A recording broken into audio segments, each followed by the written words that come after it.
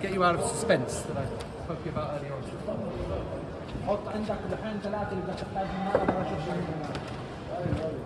What I think is the most interesting place for me, I find it fascinating inside. And one of the reasons I love it is because you see people lining up here for hours and hours and hours and hours, and they have no idea that what I'm about to show you exists. Come take a look. Cafe exclusive. All right. So here you get the spoiler story. How long have I got? Good. It's my responsibility to get you out here at 11:40. Okay, so right now we're inside a Syrian Orthodox chapel. Talking about politics, we also see the difference in terms of the investment and the money in the local communities and so on and so forth. Yeah. Okay, so right now I want you to imagine you are Empress Helena. Okay? It's early to mid 4th century. You've just arrived to Jerusalem on your horse. You enter into the city.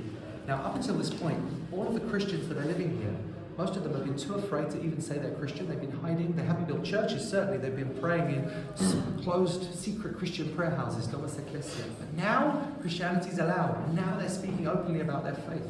Empress Helena arrives and she asks local people, where did this happen? Where did that happen? And they start to tell her.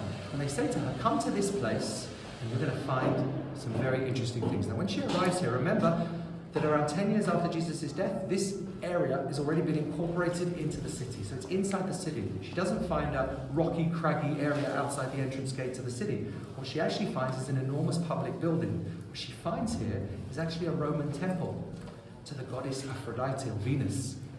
But she is told that if you go inside, you're going to find things. So she goes inside and she finds what she thinks is where Jesus was crucified. She finds where she thinks is perhaps the place where Jesus' body was prepared for burial. I would argue that perhaps that stone that you saw before might actually have been a paving stone from within the temple. Then she comes into this area, and what she finds when she rips up the paving stones of the temple, she finds the remains of burial tombs, of caves, both natural caves and rock-hewn tombs. She focuses in on what she believes is the tomb of Jesus himself. Perhaps it was the most beautiful, since, according to the Bible, Jesus was given the tomb of a wealthy man, Joseph of Arimathea, so perhaps it was the most beautiful tomb. And all the other tombs she gets rid of because they're not important. And around it she builds the rotunda of the church. But there are a couple of graves, a couple of tombs that were far enough away to escape destruction. And one of them is right here, and that's what I wanted to show you. So if you take out your phones and you put your flashlights on, these people will come out in just a second to let you have a look as well. What you're going to see inside is a Second Temple period burial tomb. You're going to see that back at that time, people were not buried in coffins in the ground. As I mentioned, Jews were wrapped in a shroud and placed in the earth, so to speak. But at that time, they were placed inside either natural or rock-hewn tombs. Now, many of those tombs would have a shelf, almost shelves or niches inside. The body would be placed inside a niche. After a year, the bones would be collected up and placed in a masifal, a collecting space or an ossuary pot.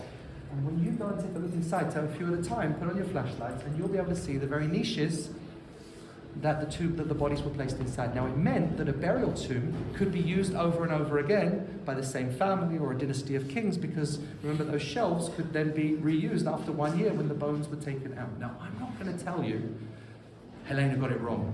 This is the tomb of Jesus. But I also can't categorically tell you that she got it right there.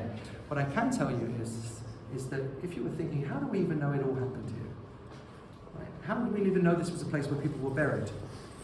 Here you have a burial tomb right in front of you. In answer to the question, how do we know it happened here? I'll tell you that, or at least a theory, once you come out. So go take a look, and then I'll tell you the last bit of the story before we head out.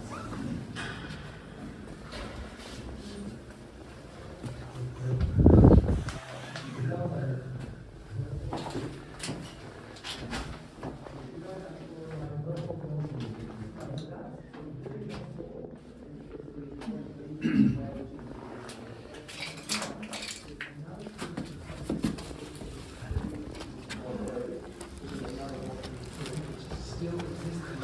You can actually go inside and see the niche in which the bodies were placed.